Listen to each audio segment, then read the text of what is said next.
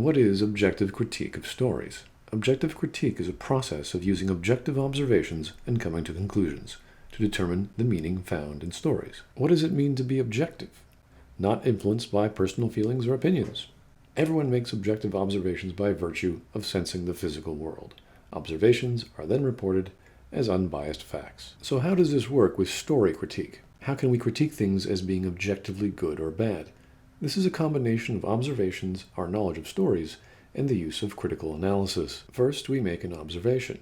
Then we apply our understanding of stories and a story's lore to that observation. Like any skill or knowledge, it takes time to learn. You need to read and write a lot. Most importantly, you need to pay attention to understand and learn a story's lore. Next, we critically analyze the meaning to be found in the observation.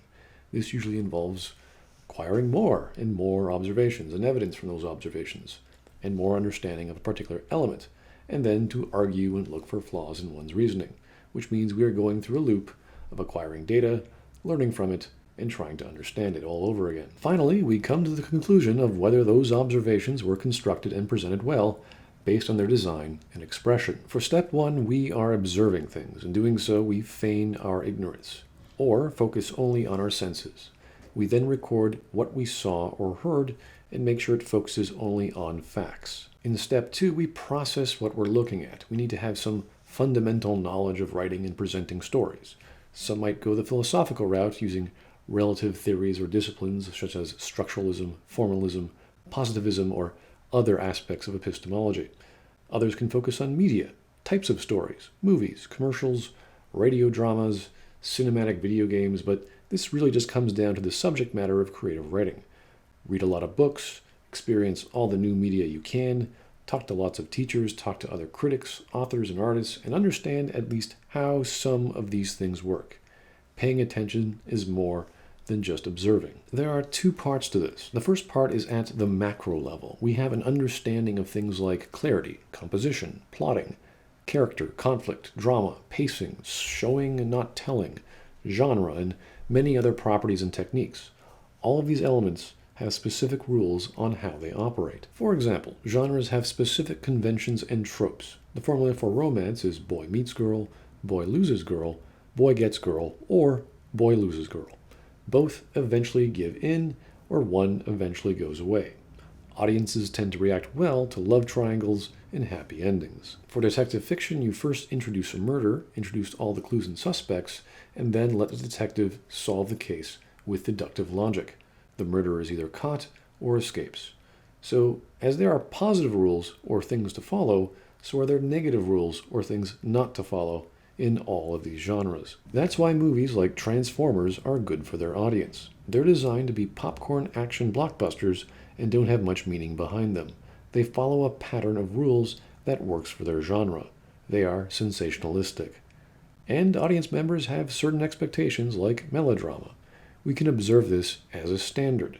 Doesn't mean they can't be deeper or more meaningful like other genres, but they don't have to. In much the same way the melodrama found in sci-fi or space opera loses nothing if it doesn't include elements of science fiction, it doesn't actually have to.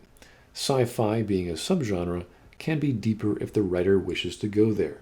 In this example, by going back to the standards of its parent genre. When people start thinking that Independence Day is science fiction, and they've never read a novel by A.E. Van Vogt, or they've never read a novel by Kate Wilhelm, then what we have is a bastardized form. When they read Star Trek novels, and they think this is writing, we lose from the pool of literature. We have an ever more increasingly illiterate population, and I think this sci-fi crap is what helps that along. It keeps people stupid. I can't tell you how many times I've been in a room with a network or studio executive and been arguing a plot point, and they said, it's sci-fi, it doesn't have to make sense. We can make whatever we want to make. How do you feel when they say that? What's ridiculous? They try and apply a different set of rules to science fiction. Say, well, it doesn't matter. It doesn't have to be logical at all. It does, and the fault is theirs for not seeing that. Herb, are there a different set of rules for science fiction?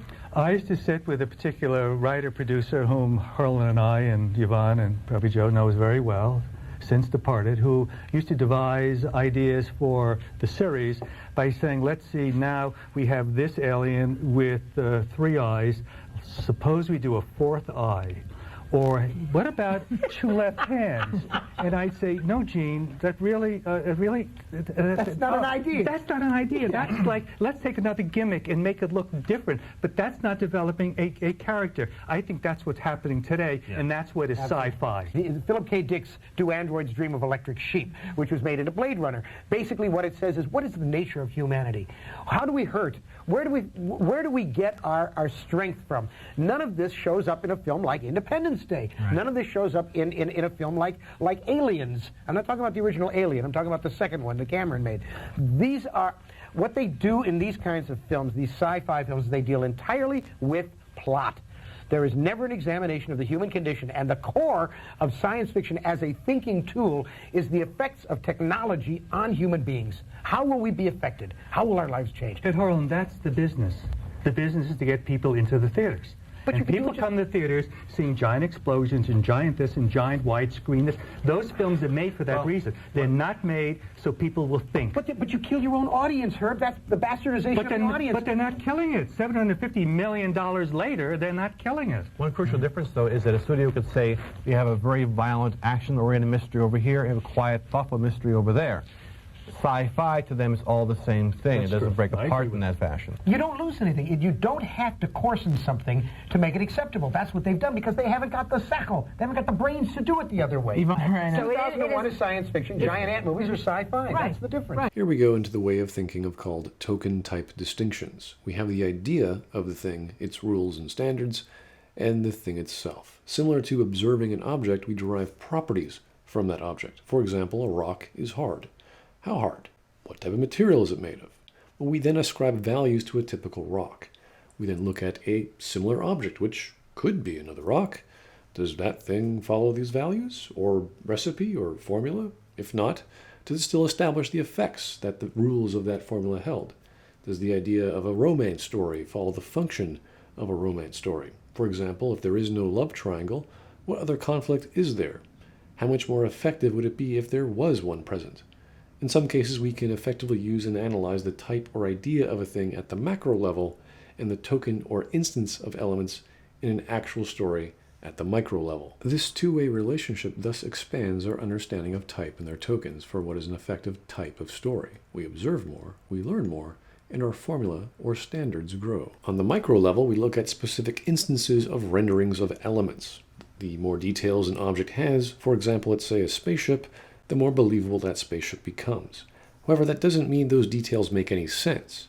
Remember, story critique is about finding meaning. If we find something has no meaning, it could be empty, or simply exists on the surface level, and that's totally fine. We don't need to know every detail of what makes Optimus Prime have sentience or the physics behind transforming into a truck. But that doesn't lend itself to good writing.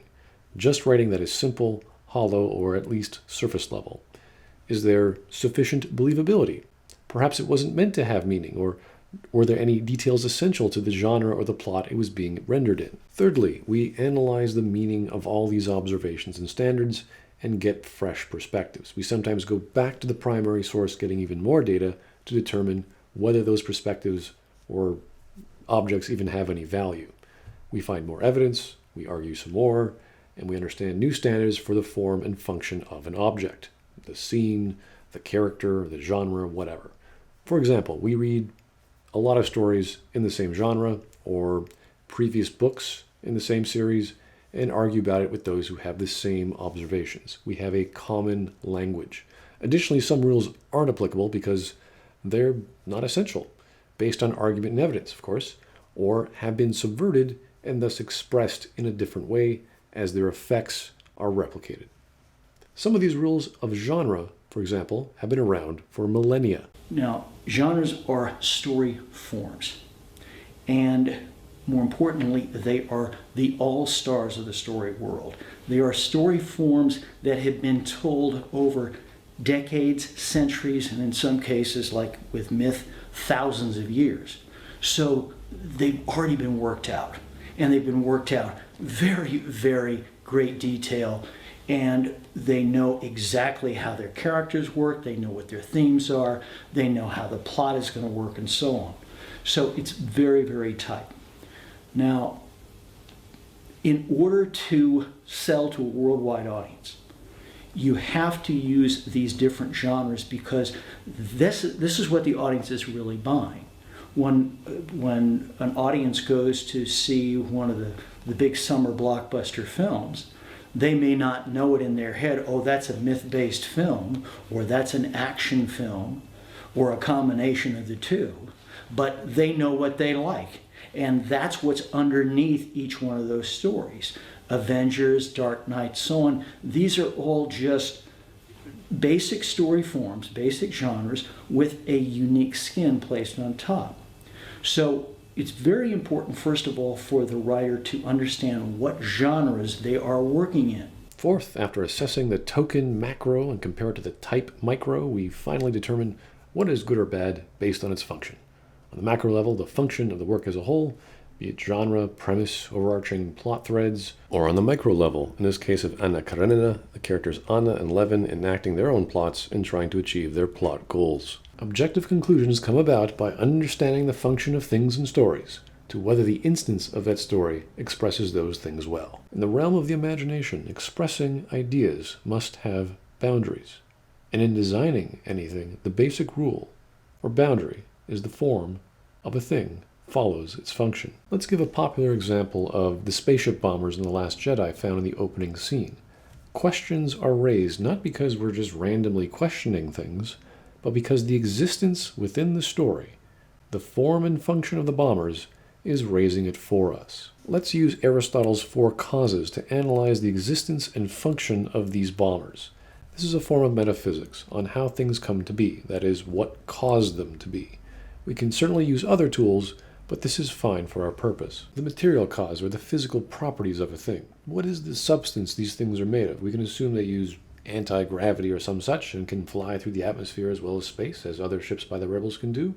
So mass or weight isn't much of an issue here in space. However, it appears their hulls are rather flimsy. Why is that? If all it takes is one shot to knock them out, why don't they have other defenses? Other ships like X-Wings and B-Wings are more of a complicated design and have shields, so why not them? Aside from collisions, it's not like the enemy is superior or did something unexpected. These hulls are just not composed of material to withstand attacks. The formal cause is the structure or design of a thing, or its blueprint. Now, the design of rebel ships are based on 3 qualities: speed or maneuverability, durability, and firepower or firepower potential. X-Wings are a balance of these 3. A-Wings are highly maneuverable, though not as durable, or providing as much potential firepower. And Y-Wings are slow and not as maneuverable, but are highly durable and have high firepower potential. All these 3 ships are balanced based on the function and design and fly in a linear lengthwise direction. However, the bombers are extremely slow and not very maneuverable. Do they have a large mass? I guess so. They have thousands of bombs in them. They have extremely low durability, though very high firepower potential. They're also taller than they are longer and fly height-wise, making them very easy targets. Additionally, they have 6 gun ports, which don't seem to function or aren't very effective in stopping their targets for some reason, which continues to not make any sense. Additionally, their weapon payloads are based on gravity, and their out-of-movie explanation with magnets is almost nonsensical. The bombs they drop are not missiles, so they have to drop things on stationary targets. This is highly impractical in space, considering their low speed and maneuverability in relation to their target to attack, a well-defended dreadnought ship. The efficient cause is the agent or primary force that created the thing. Now, we don't know who built these things, how they got here, where they came from, or what have you. There's simply no evidence. Interestingly, we can look to one of the messages of the story, that is, the weapons dealers sell to both sides of the war. However, this message is simply not tied into this, so there is no meaning to be found here. And the final cause is the purpose or function of a thing. A bomber's function is to bomb things. The problem is this bomber is designed to bomb stationary targets, as its bombs are non-guided and work on gravity. And it's really slow. By all purposes, this thing is useless in this scenario and should have gotten destroyed by overwhelming odds, and considering its speed, could simply be outrun. All but one of them get destroyed, despite being outnumbered by 3 Star Destroyers and 1 Dreadnought, but only the Dreadnought attacks the fleet with its fighters. The plan is to target the Dreadnought, which the rebels were somehow ready for, and a plan all set up somehow. but their plan of attack is flawed from the get-go for multiple reasons. And, for example, why didn't the dreadnought simply retreat or move out of the way? Now, I made a list of all sorts of problems in the previous video, from things that had to go right just to show how contrived this scenario is, just for one of these bombers to be successful. Every single one of these 4 causes is either meaningless or does not fit its function.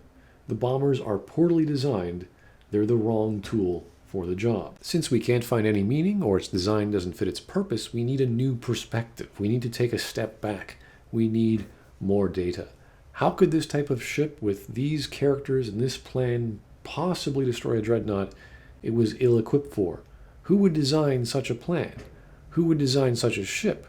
How could all these elements work together for the plan to work? Unfortunately and ultimately, the only logic and fact-based reason we have is the writer-director wanted it in the movie this way. He wanted a contrived series of events for melodrama to operate, to justify all these explosions and scenes, and to push the story forward. But creator intent is irrelevant to explain the existence of objects in a story. It doesn't matter what someone wants to do or intends to do with story elements, it matters what's actually there.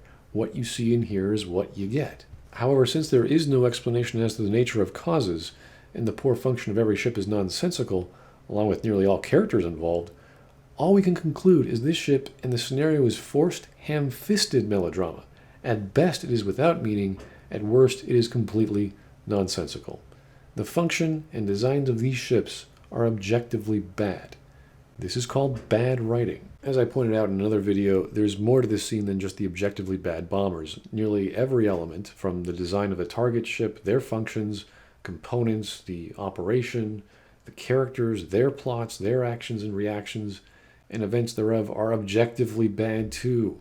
Something this bad occurs is when you have a fundamental problem with the writing itself. The believability of a scene is lost.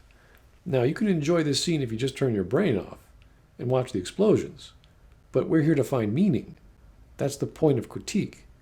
It is through this process that writers and artists gain understanding of their art, of their craft, and make better stuff. Subjective interpretation of what you felt from a certain thing is largely unhelpful. In an article published on VentureBeat in 2014, Ryan Perez interviews Chris Avallone on subjective and objective critique in art and games. When asked which he views as more valuable, objective or subjective criticism, he answered, "With us, it's largely objective. We can objectively look at a piece of art that is designed to fit within the Star Wars universe or South Park universe and make very objective critiques on its appropriateness because of the bookends those franchises already provide us. Even with Pillars of Eternity, we take care to lay out those bookends early on, as well in terms of camera angle, type of gameplay, nostalgic Baldur's Gate feel, etc. In essence, we make the bookends ourselves." That's artistic integrity in a nutshell. Essentially, every facet of a game's creation is a carefully reasoned ingredient to the overall dish, including anything that your stomach may not agree with. The Fallout series, as cheeky as it can be at times, deals with some fairly heavy themes. Players were even given the freedom to kill children in Fallout 2. As deplorable as that can seem to us individually, it fits perfectly within the game's context. Why? Because it's the post-apocalypse, and the player character is just as capable of atrocities as the fiendish Khans. Yes, in art, it's sometimes that simple. Avallone concluded with, "I often find it gives more strength to the artist if you see what they've done with their passion and interest, provided the gameplay criteria and the franchise remain intact." The article finishes with, "Yes, it's quite difficult to remain objective. Nonetheless, that's absolutely no excuse to avoid or dismiss it, essentially if one's job is to examine and evaluate a craft that reaches a general audience of millions. Further, arguing against objectivity is a rather silly endeavor, especially if it's to merely excuse one's lack thereof. Respectfully, criticism should be difficult. It should be an elusive and confusing process, one that few can manage to do effectively and beneficially. Much like what we are used to in our games, analysis needs to be ripe with its own puzzles and obstacles. At the moment, that's sadly not the case. Anyone can be a video game critic journalist. Anyone can easily say what's on their mind."